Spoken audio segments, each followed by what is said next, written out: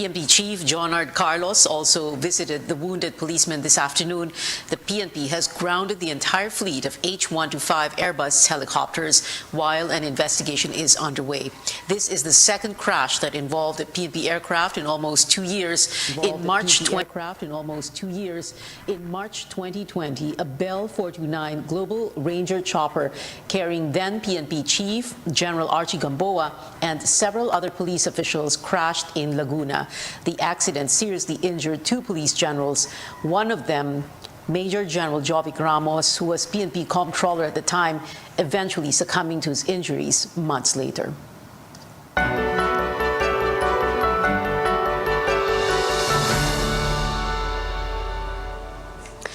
There are over 1,400 additional COVID-19 infections today. This is so far the lowest daily fresh cases recorded this year and the third day in a row the tally fell below 2,000. The independent Octa Research Group estimates of today's figure, more than 300 are from Metro Manila. Meanwhile, active cases dropped to 58,657, excluding data from 5 laboratories. Nearly 3,300 patients recovered, 79 others died. The positivity rate, or the percentage of people who test positive for COVID-19, stands at 7.5%. Octa has said a positivity rate of 5% or below is an acceptable figure under the World Health Organization's standards. Now, with the improving COVID numbers, Octa also says Metro Manila's shift to the lowest alert level is possible. We're projecting that the positivity rate would be down to about 5% sometime this week in the NCR. And when that happens, that should probably be sufficient to get us to alert level 1, if that's the plan of the Metro Manila mayors.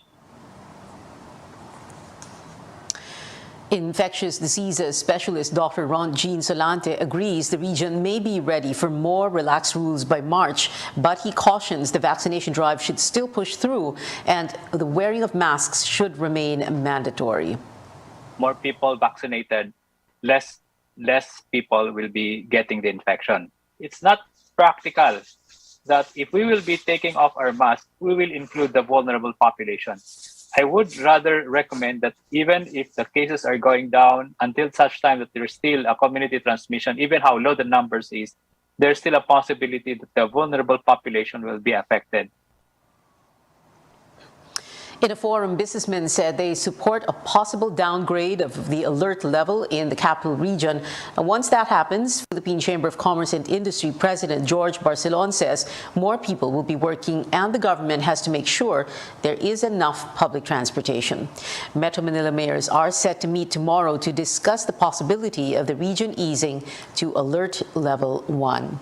World headlines now as Hong Kong continues to battle its latest surge in COVID infections. A health expert there warns the region may see, quote, very large number of deaths in March. Dr. Karen Greppin of the University of Hong Kong School of Public Health explains the trend suggests Hong Kong might exceed its hospital capacity for severe cases very soon. The Philippine government has identified a number of cases among Filipino workers there. It's also warning Hong Kong employers against firing COVID-infected Filipino employees. Tristan Odalo reports. The Philippine government is extending the necessary finance for overseas Filipino workers affected by the COVID-19 surge in Hong Kong. Consul General Rally Tejada says the priority is to make sure the workers are safe. The Consulate General will also launch an investigation on Filipinos allegedly fired or whose contracts were terminated after catching the virus. Philippine officials say getting COVID-19 is insufficient grounds for termination based on Hong Kong laws. Employers found guilty may face a fine of up to $100,000. An OFW in Hong Kong for 17 years, Joyce Alfonso says it may be challenging to follow the strict measures but they have to comply and stay at home. Ingat naman. Masyado lang silang sa mga helper ngayon dito dahil nga di ba pag holiday kasi marami talagang lumalabas. Pero ganoon din naman pag work day namin araw-araw naman kami pumupunta sa palengke. Malacanang says the labor office has given food packs, hygiene kits, and power banks to affected workers. Officials are also working with a non-government organization to provide an isolation facility for sick workers. But for OFW Group United Filipinos in Hong Kong, the government needs to do more to protect the welfare of OFWs. We are actually calling the government, Hong Kong government and the sending government not to deprive day offs to the migrant domestic workers. For us, staying home means we have to work because that is our workplace. There should be enough time for rest. Groups of migrant workers are also appealing to the Hong Kong government of fair treatment to sick domestic workers. They also ask for enough time to rest so that they can recover, and financial help and equal access to health-related information. Tristan Nodalo, CNN Philippines. Malacanang says it has reached out to the European Union Parliament after it accused the political body of, quote, coloring perceptions of Filipino voters. Acting presidential spokesman Carlo Nograles reiterates they are willing to cooperate with the European Union to address their concerns. This after the Parliament adopted a resolution against reported human rights abuses under the Duterte administration. Nograles echoed Trade Chief Ramon Lopez's sentiment that such allegations are fake news and expressed confidence that the EU will not turn its back on the marginalized sectors. The Foreign Affairs Department earlier regarded the resolution as unfair and baseless. The Parliament is one of the lawmaking institutions under the EU, but the final say lies with the Union. The European Union, meanwhile, supporting the latest attempt to arrange talks between the United States and Russia. U.S. President Joe Biden has agreed in principle to meet with Russian President Vladimir Putin if Russia does not invade Ukraine. The summit, brokered by France, will follow a meeting between U.S. Secretary of State Antony Blinken and the Russian Foreign Minister on February 24th. The U.S. reiterates it is ready for diplomacy, even if Russia continues to prepare for a full-scale assault. A copy of the letter sent by the U.S. to the United Nations stating Russia has been identifying Ukrainians, quote, to be killed or sent to camps, unquote. The Philippine embassy in Poland has sent a consular team to provide immediate assistance to Filipino nationals in Lviv, Ukraine. Up ahead on Newsnight, one major transport group warns it might hold a strike if the minimum fare is not increased amid rising oil prices. And despite backlash, authorities defend the arrest of a doctor accused of being a communist leader. This is CNN Philippines.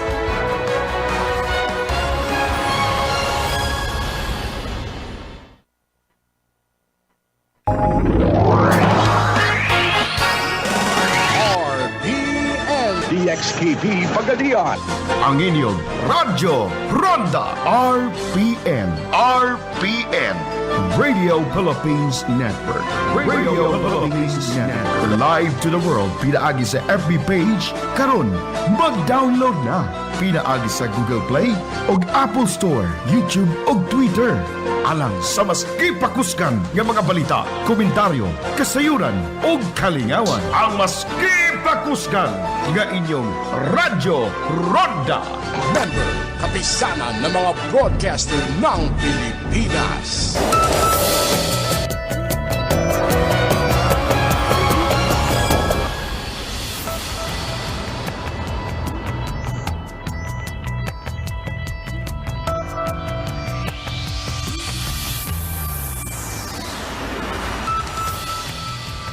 Welcome back to Newsnight, where we go above and beyond the headlines. Pump prices have been going up for 8 consecutive weeks. And as Amor Santos reports, a group may be forced to stage a transport strike if the government doesn't heed its call for a fare increase. Wala na kami may kita namin dahil napupunta lang talaga sa krudo. Tsaga-tsaga na lang. Para lang may mabiling bigas. Kung hindi tatasan ang diesel, kahit di magtaas ng pamasahe. These jeepney drivers are calling for a fare increase as the rise in fuel prices continues unabated. The LTFRB held a dialogue with some transport groups last week. One Utak, Pasang Mazda, Alto DAP, and Acto want a 5 peso increase in the minimum fare for jeepneys in Metro Manila, Central Luzon, and Calabarzon. Ahead of the hearing on March 8, transport leaders plead for a 1 peso adjustment in the meantime. I-grant nyo na yung 10 piso sapagkat napakabigat na ng halaga ng diesel ngayon. But the group Liga ng Transportasyon at Operators sa Pilipinas or LTOP says the government has not paid attention to an earlier petition they filed in October. It seeks a provisional 2 peso fare increase due to the impact of COVID-19 inflation and the high fuel prices. LTOP warns they might be forced to stage a transport strike, where thousands of jeepney and UV Express drivers will protest not just the pending petition, but also the policies plaguing the transport sector. Ako po ay hindi ho nananakot. Ayaw namin po yun dahil gusto namin sa lamesa kami mag-usap kung kami ay bigyan nila ng importansya. Laglag na po kami. Dahil sa taas ng krudo, gasolina, langis, pamalingke, lahat po. The LTFRB says it's open to holding a separate dialogue with LTOP. It also reminded operators that cessation of public service is a ground for the suspension or revocation of their franchise. We are prepared to respond to any transport strikes po ng grupo nila. Hindi naman sa minamaliit po natin yung strength nila, pero the government should not be made as a hostage. Other transport groups assure they won't go on strike. Wala kaming planong mag-transport strike sapagkat nagkausap na kami ni Chairman Belgra, Chairman ng LTFRB last week. Meanwhile, commuters say they can adjust if disruptions to public transport cannot be avoided. Hindi naman po namin sila masisisi kung magtataas sila ng price. Maghahanap na lang ng alternatibong sasakyan, ganon. Ganon pa para makapasok rin sa trabaho kasi hindi rin po pwedeng tumigil sa pagtatrabaho eh. Amor Santos, CNN Philippines.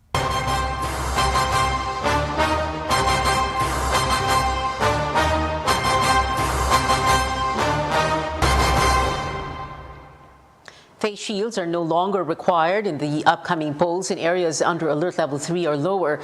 That's according to the Commission on Elections' new normal manual in line with the IATF's guidelines. The use of face shields is voluntary except in hospitals and areas under Alert Level 4 or higher. The face mask mandate remains, as well as 1 meter physical distancing and other minimum health protocols. Voters are also required to go through a temperature check before entry.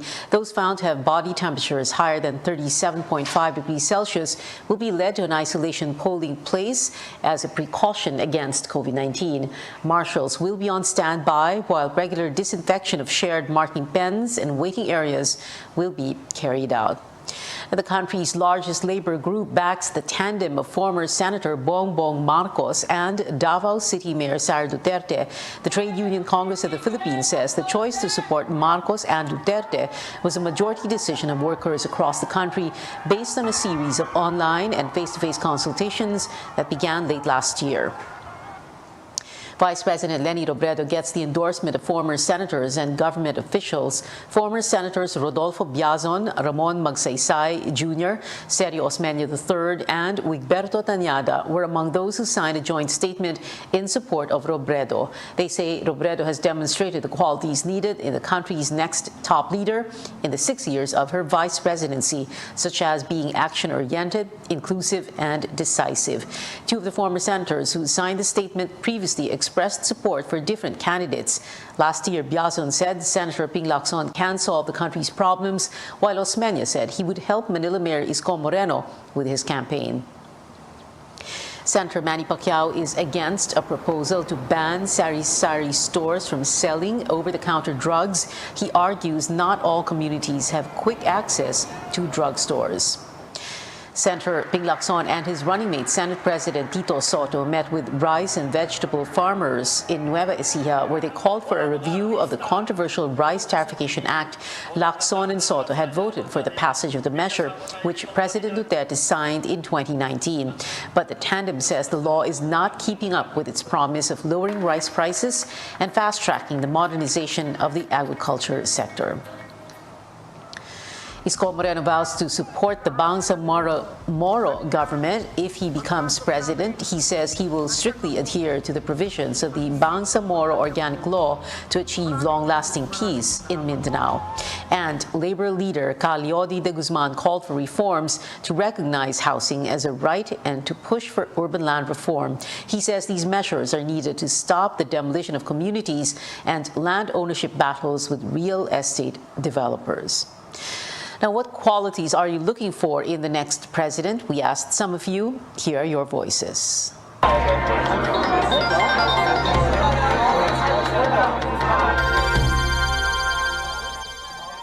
Siyempre, kailangan nandyan yung mapagkakatiwalaan, yung alam niya kung ano yung dapat gawin sa bansa natin sa mga problemang kinakaharap ng bansa natin, lalo sa pandemya, sa corruption, siyempre. Yung marunong siyang kumilala ng yung mga dapat gawin na tama sa bansa natin. Yung malinis yung track record, yung mas makikita nating reliable kumpara sa other candidates. Syempre yung bilis kilos talaga. Yung talagang may plataforma talaga siya sa bansa na nakikita namin talaga na magagawa talaga niya. Hindi lang sa sinasabi lang na kaya niyang gawin, pero yung talagang may nagagawa talaga. Pare-parehas lang lahat sila ng sinasabi na ganun. Siguro ang hinahanap ko sa susunod na presidente ng Pilipinas ay yung talagang makakatulong sa pag-unlad ng bansa natin. Yun lang naman pinakamahalaga.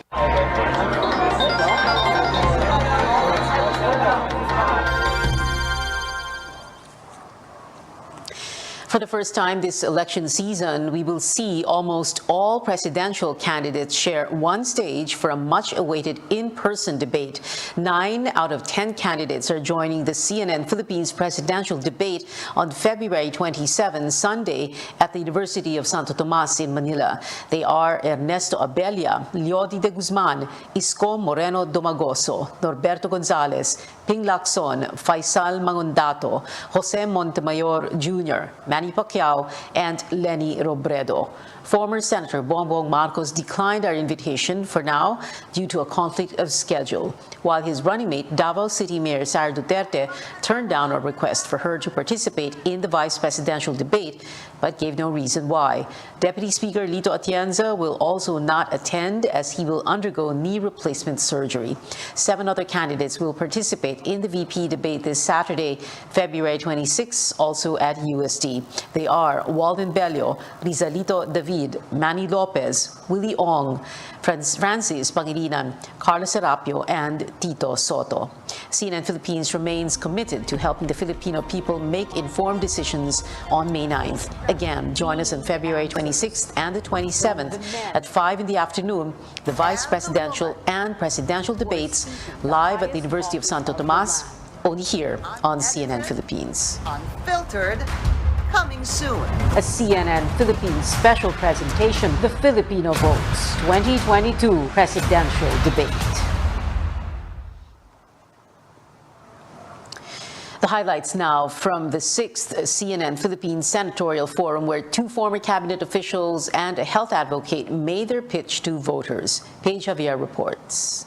3 senatorial candidates promising change in the health and agriculture sectors. Former Agrarian Reform Secretary John Castriciones, health advocate Dr. Mingita Padilla, and former Agriculture Secretary Manny Piñol. Castriciones and Piñol want to amend laws related to their former departments. This is one of the urgent measures that I will present to the Senate to call for the amendment of the rice tariffication law. The comprehensive agrarian reform program is really flawed. I would see to it that we would be able to really come up with an improved version. As for Padilla, she wants a guide for future health crisis. I want a pandemic preparedness act so that we don't have to go through all of this again. We have to plan for the next pandemic. One measure that's close to becoming a law is the SIM card registration bill. Castriciones and Padilla want tougher penalties in the bill, while Piñol believes the measure will be prone to abuse. So ako nag-aalangan ako dyan kasi kailangan nating pag-aralan ng mabuti yan baka gamitin ito to encroach on people's privacy. We strengthen the bill or the law for that matter by imposing heavier punishment for government officials or law enforcers that would have to violate the privacy of other persons. We have to make sure that the service providers are also held liable if they sell our data. The three were one in further studying the vape bill. They all want to change the provisions on lowering the age of access and disagree about the Trade Department overseeing regulation. If elected, Dr. Padilla vows to push for health reforms, while Casillones and Piñol will prioritize agriculture and food security.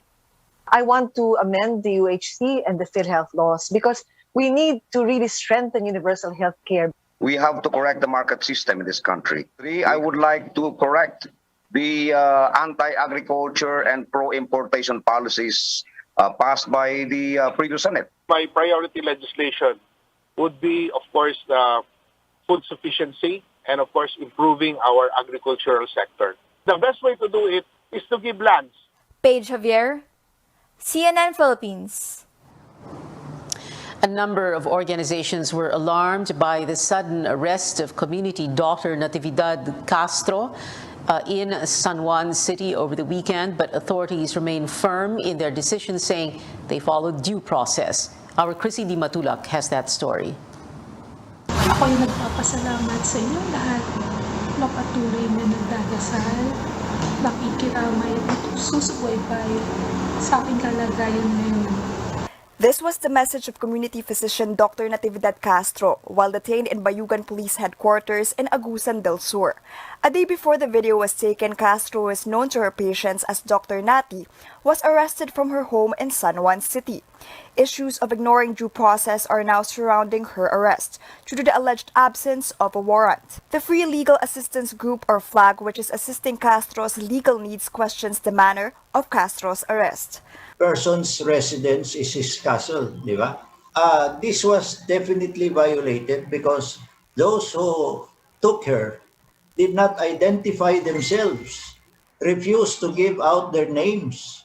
They were not even wearing any uniform to identify what unit they belong to. And that is why her siblings were frantic when this was taken.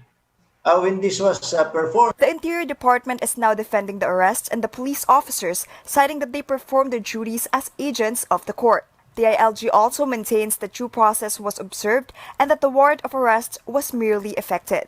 According to Regional Task Force to End Local Communist Armed Conflict spokesperson Chris Gonzalez, they have enough evidence to prove that Castro was involved in recruiting communist members and collecting funds for rebel groups. Our prosecutors found probable cause, and the court also found probable cause to issue a warrant of arrest. Dr. Nati Castro is still considered innocent unless proven guilty beyond a reasonable doubt.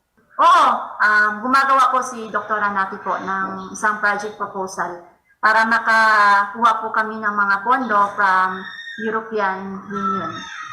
Former colleagues and classmates of Castro, meantime, were dismayed by what happened to the community doctor, saying this could send a chilling effect to medical students who want to serve the underprivileged. If doctors are harassed for serving the people this way, this will discourage medical students from becoming primary health physicians. Before settling down in her family's home in Metro Manila, Castro was formerly based in Agusan del Sur and Agusan del Norte since 1990.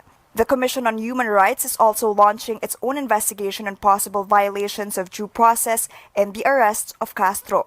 Chrissy Di Matulak, CNN Philippines.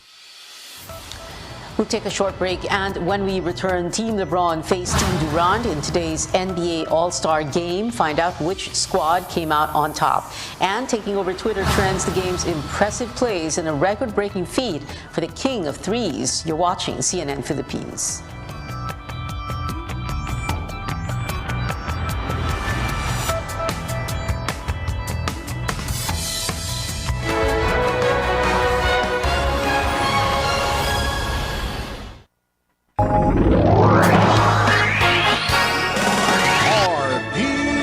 DXKP Pagadian.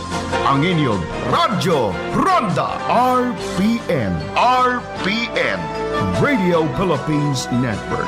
Radio Philippines Network. Live to the world, pinaagi sa FB page, karon mag-download na. Pinaagi sa Google Play, og Apple Store, YouTube, og Twitter. Alang sa mas kipakuskan nga mga balita, komentaryo, kasayuran, og kalingawan. Ang mas kipakuskan nga inyong Radyo Ronda Network, kapisanan ng mga broadcaster ng Pilipinas.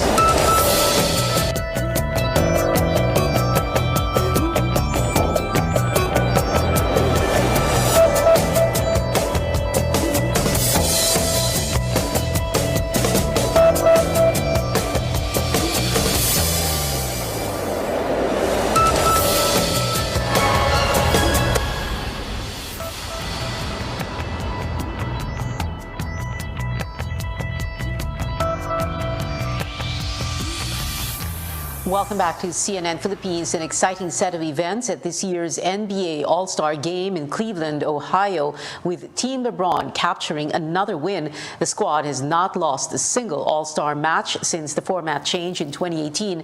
Remarkably, LeBron made the game-winning shot for a score of 163 to 160. Steph Curry had another stellar performance with a record-breaking 16 three-pointers in the game. Steph racked up 50 points and was named the 2022 Kobe Bryant NBA All-Star MVP.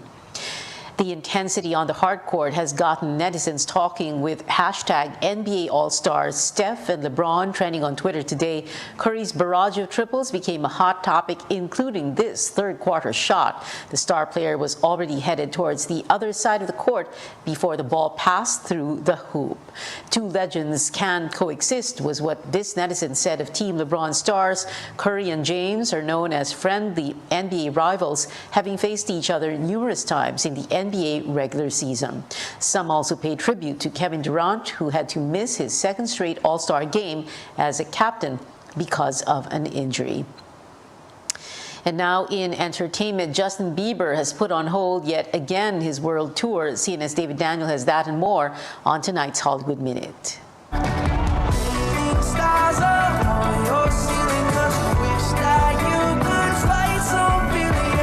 Justin Bieber's Justice World Tour is on pause after his team was hit by COVID-19. Bieber himself reportedly is among those who've tested positive. He postponed Sunday's Las Vegas concert until late June. The tour just began last Friday after a nearly 2-year delay due to the pandemic. How fabulous to find. When Helen Mirren receives the SAG Life Achievement Award this weekend, it'll be presented by a fellow Brit with almost as many awards as Mirren. Kate Winslet will do the honors at Sunday's ceremony. She's won 3 SAG awards so far, to Mirren's 5, and is up for another this year for Mayor of Easttown. The Riddler is asking for you. The Batman is getting a box office boost that even Spider-Man No Way Home did not, a Chinese release date. The Batman is scheduled to debut in China March 18th, 2 weeks after its U.S. release. It'll be the first Hollywood superhero movie to play in Chinese theaters since Wonder Woman 1984. In Hollywood, I'm David Daniel. And that is it for now. Join me again on News.ph at 7 p.m. I'm Pia Ontiveros for Newsnight, where we go above and beyond the headlines.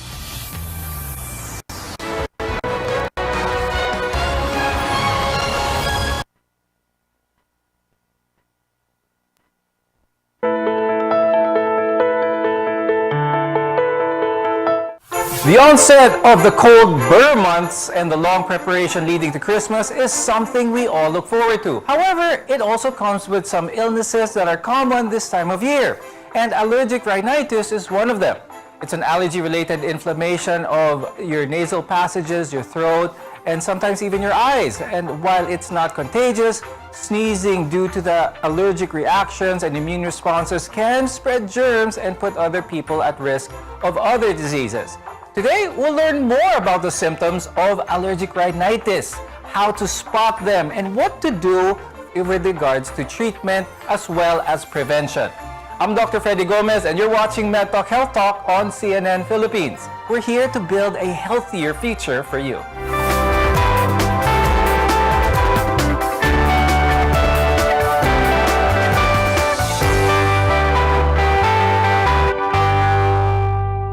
Now, Allergic rhinitis is triggered by allergens, and allergens can be found in so many things: pollen, mold, cockroaches, insects, particles or flakes from skin from certain animals. That's why it's very important for any individual to understand what causes this, what triggers this condition. Now let's welcome our guests. Joining us is Dr. Maria Lourdes Enicilia. She's an ENT head and neck surgeon from Medical Center Taguig and St. Luke's Medical Center. Also with us is Dr. Fatima Joanna Santos Ocampo. She's a pediatric and adult allergist from the Asian Hospital and Medical Center. Now, for those with allergic rhinitis, the symptoms may be similar to other allergic reactions. I'll start first with Dr. Mari. Can we discuss what some of the common symptoms of someone who has allergic rhinitis are? So with allergic rhinitis, rhinitis meaning nasal symptoms. So the usual nasal symptoms would be sneezing, and it's usually violent, like sunod-sunod na pagbahing. So several sneezes, one after the other. And you usually have watery nasal discharge, so yung matubig na sipon, hindi siya malapot, hindi siya makulay, it's usually very clear, and then nasal blockage. And sometimes the nose is very itchy, even the eyes. And for children, sometimes they cough also. And very classic with this, if you're talking about allergic rhinitis, is there's no fever. Whenever they find these types of symptoms, what should they think about, Dr. Mari? Should they start thinking first that this is a viral type of illness, or is it more common that this could be an allergic type of reaction? Well, for most of the patients with allergic rhinitis, you might have noticed already happening even when you were very young. So you sort of recognize it already. And again, if there's no fever or you're feeling na magkakasakit, like your body pains, joint pains, then you would think more it's allergic rhinitis. And again, if there's a pattern, and then it will just go away. But if it's the symptoms are lasting the whole day, several days, and the mucus is becoming thick, and you feel bad, or there's fever, then it might already be like a viral cold, or even a bacterial nasal problem. So then you might need to consult your doctor. When it comes to other related factors that could increase the chance of someone having allergic rhinitis, what could some of the more common things be, Dr. Mari? If your parents, you have relatives, your siblings also have allergic rhinitis, you're more at risk for this. But it's also environmental that they found over the years. There's also what we call a hygiene hypothesis. So they found that those who actually were exposed to a lot of different infections, were playing outside when they were kids, they tended to have a better immune condition, and they did not have the allergic rhinitis. They did not develop it, unlike those who weren't really exposed during childhood. So that's what. And also your exposure to pollution, actually diesel fumes, they found that this can actually make you develop allergic rhinitis. So that's also a factor. Now, Dr. Fatima, when it comes to this, yung environment natin, air pollution is increasing, the smoke is increasing from vehicles, lalo na dito sa Metro Manila. Are these surefire triggers, especially for someone who has allergic rhinitis? Actually, it's a global thing. No, it's this pollution that's over the years coming from fossil fuels and all that has actually created, of course, what we all know is climate change. And what does it mean? Actually, that means that there is a real elevation. One of the things that's concerning is that the temperature, the environmental temperature has actually increased. No? These are irritants. They're not really allergens, but they're irritants. They really affect the functioning of our airway. They make them very responsive, yung umiipit, ganyan, kaya nagkakaroon tayo ng asthma attacks, no? And the same thing happens in the upper airway. It affects the lining of the upper airways, masyadong nai-irritate. Kaya, yes, you'll have more of the sneezing, the runny nose, at saka yung congestion. Now, I'd like to ask Dr. Mari, right now, papunta na tayo sa Burr months. Marami tayong mga changes in temperature, changes in weather. I'm sure a lot of our viewers do feel some of the symptoms coming from that. Nasal congestion, some irritation. Is this allergic rhinitis? How can we explain this better to our viewers? So at this time of the year, with more moisture in the air, You can have more of the mold, more of the dust mites, and with wind, air current, sometimes the pollen, there's more pollen coming down or going around you. So yes, most patients will have more severe symptoms this time of year. Now, Dr. Joni, what are some of the complications naman that can arise with allergic rhinitis that isn't identified or isn't managed effectively? People with allergic rhinitis tend have more chances also to have asthma, by the way, allergic asthma. So I hope people would realize na if your allergic rhinitis is not controlled, it can actually trigger your asthma. So when you have asthma, you have to bear in mind na baka meron akong allergic rhinitis na hindi na-address. Okay. So that's very important. Ha? And then also other things, for example, yung pagkakaroon ng sinusitis, no? This is an inflammation of the lining of the sinuses, no? Dito sa loob ng upper airways, sa kaloob-looban. So you can have that. And that could really be very bad, more severe yung mga symptoms mo. And you can also have parang bacteria added to it. So you can have an infectious rhinitis, sinusitis tuloy, no? Meron bang certain levels ang allergic rhinitis when it comes to its severity? Meaning, are there people who have allergic rhinitis pero tinitiis lang nila kasi nakakayanan naman nila? What can you say about people who are not getting treatment even in the mild forms? You can have complications pag pinabayaan. So how do you know if you need to see a doctor? I usually say if you're having your symptoms every day or almost every day, like 4 times a week, and it's every week, and it lasts more than 1 hour. Now it's half the morning or even the whole day, and you can't even go out without having a handkerchief or your tissue paper, and you can't play sports, you can't sleep well. So even though natitiis nyo po yun, kung ganun yung effect sa inyo, then it's something that needs to be controlled, and you have to see a doctor to avoid the complications. Up next, we'll talk more about the causes of allergic rhinitis and how you can control or prevent them. We're your connection to healthcare. You're watching MedTalk Health Talk on CNN Philippines.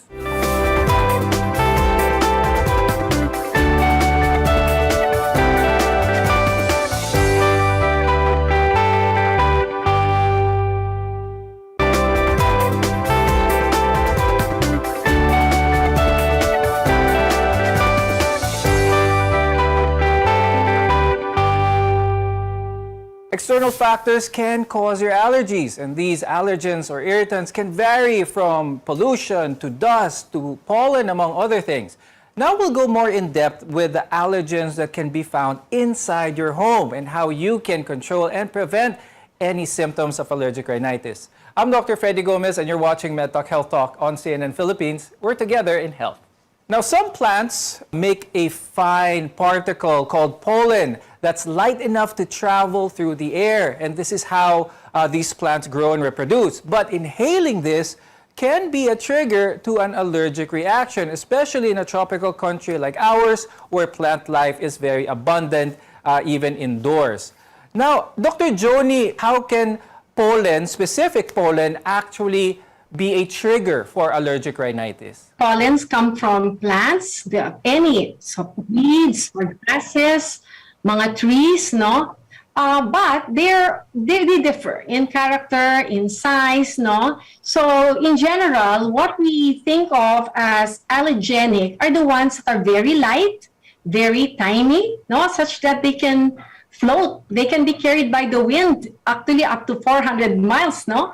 Depende sa wind, no? And of course, they can also enter our system better. So nakakapasok, nalalanghap mo siya.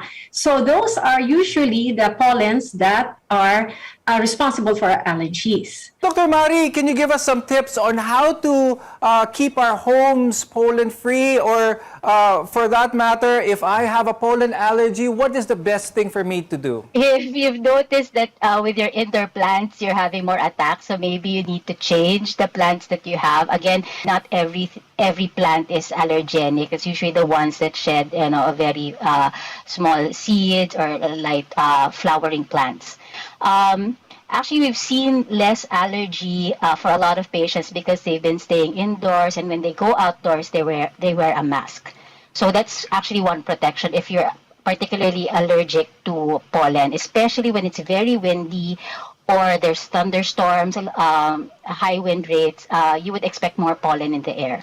So actually using our masks have protected us. Dr. Mari, when it comes to this, dust mites, these are very small bugs in someone's house. It can't be seen by the naked eye, but it can cause an allergic reaction for people. Is there anything that you could suggest for our viewers to potentially identify if they do have a dust mite allergy? Are there specific symptoms that they could watch out for, certain scenarios? Dust mites are your most common allergens and very classic upon waking. When you wake up, you haven't even stood up, you haven't gone anywhere, you're sneezing, you have runny nose, you have nasal blockage.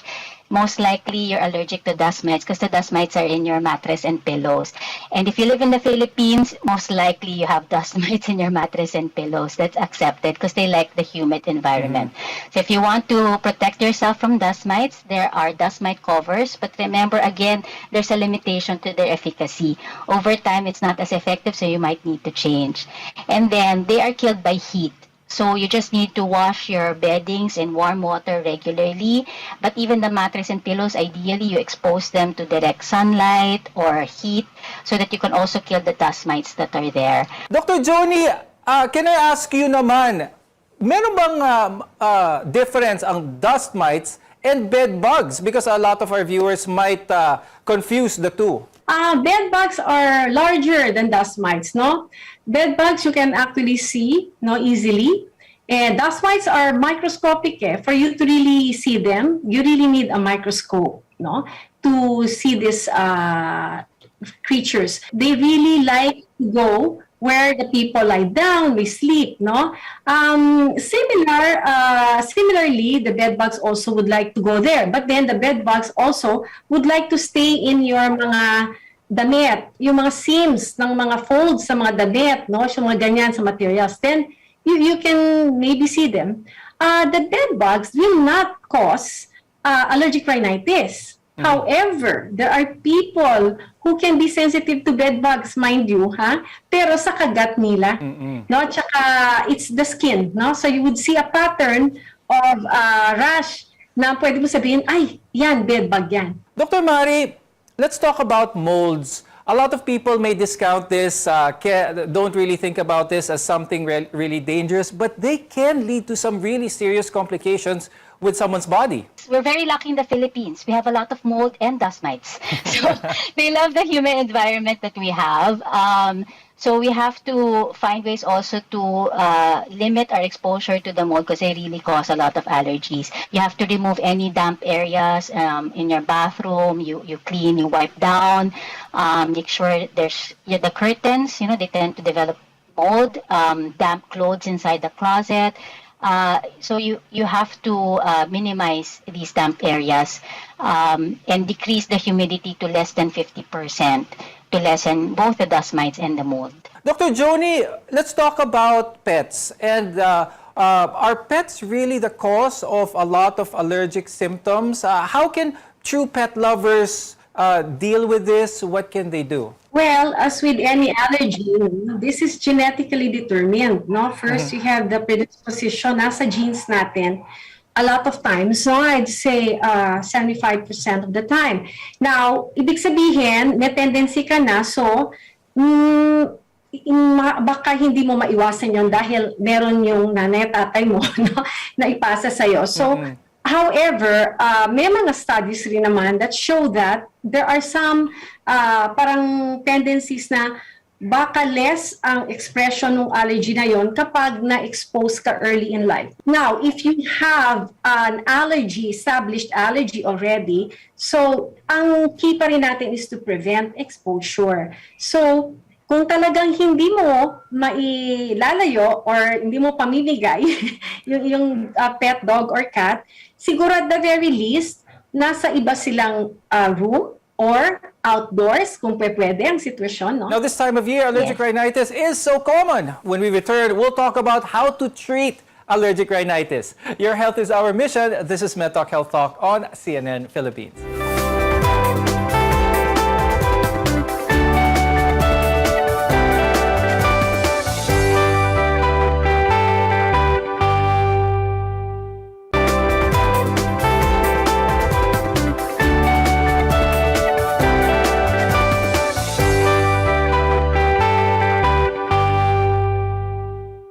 several ways to treat allergic rhinitis, and these include trigger avoidance, even medication, as well as even home remedies. I'm Dr. Freddy Gomez, and you're watching MedTalk Health Talk on CNN Philippines, where your care always comes first. Treatment for allergic rhinitis depends on how severe your symptoms are and how much they're affecting your day-to-day activities. Dr. Mari, what are some of the more common medications available to treat or control allergic rhinitis? From vitamins, supplements, to the over-the-counter anti-allergy medications, or what we know as the antihistamines. The decongestant, usually what you take for flu, which can help you also if you're very congested. But, I have nothing against this if you want to try it once in a while for your allergic rhinitis. But if you find that you're using it all the time, then maybe this is not the right medication for you. There are other medications that your doctor can give if you have symptoms all the time. It's not good to take these over-the-counter medications every day for a month, 2 months, a year. So you have to see your doctor already. Now, Dr. Joni, when it comes to treatment, is it okay to try over-the-counter medications to control my allergic rhinitis? If my friend or my neighbor takes this medication for their allergic rhinitis, it may work for me as well. What's your advice on this? Depends on what it is, no? Kasi when we say over-the-counter, honestly, the antihistamines, I think they should be prescribed with a prescription, but here, alam naman natin it's not so strict. So basically, it can be over-the-counter. So the pure antihistamines, the ones that don't make you fall asleep, they're part of the treatment of our allergic rhinitis. Now, it will depend on the severity, no? Ano ba ang effect sa'yo ng rhinitis mo? Is it really super bad? Then you have to go and talk to your doctor, because the doctor can prescribe more than the antihistamines. So, meron tayong mga sprays para sa nose. For long term, hindi na yan ang ginagamit natin. Meron na tayong mga nasal steroid. And these are the most efficacious treatment for mga ganong klaseng rhinitis na talagang mahirap, matagal na. Now let's talk about home remedies. Now, home remedies may be effective up to a certain extent, and it all depends on how severe your allergies can be. Now, we'll start first with Dr. Mari. What are some home remedies that our viewers can try if they do have allergic rhinitis symptoms? One home remedy that you can try is washing the nose. Okay, but just remember, there is a specific kind of fluid that you need to wash the nose that will not irritate or even damage your nose. So a home remedy is 1 liter of purified or distilled water, pwede rin pre-boiled tap, but not straight from the tap. And then 2 teaspoonfuls of non-iodized salt. So remember, it has to be non-iodized. Hindi pwede yung regular table salt. And then with 1 teaspoon of baking soda. Okay, and then you have to use it within 24 hours. You cannot use it for longer than that, because then there will be already bacterial growth there. Okay, and that is something that you can do, a home remedy to clean your nose and to relieve the congestion. Now, Dr. Joni, any tips or home remedies, home solutions that you could suggest for our viewers? You must keep your home relatively, if you can, not dust mite free. We can never do that, but less dust mites in the area. So, like she mentioned, the washing in hot water of your beddings, no, and maybe you ought to not put carpets anymore, kasi they will be dust gatherers, no. So, don't give it a chance to settle anywhere. We hope you found our discussion today helpful. Thank you very much to ENT Head and Neck Surgeon Dr. Maria Lourdes Inicilia and allergist Dr. Fatima Joanna Santos Ocampo. We want to be your partner for a lifetime of good health. I'm Dr. Freddy Gomez, and this has been MedTalk Health Talk on CNN Philippines.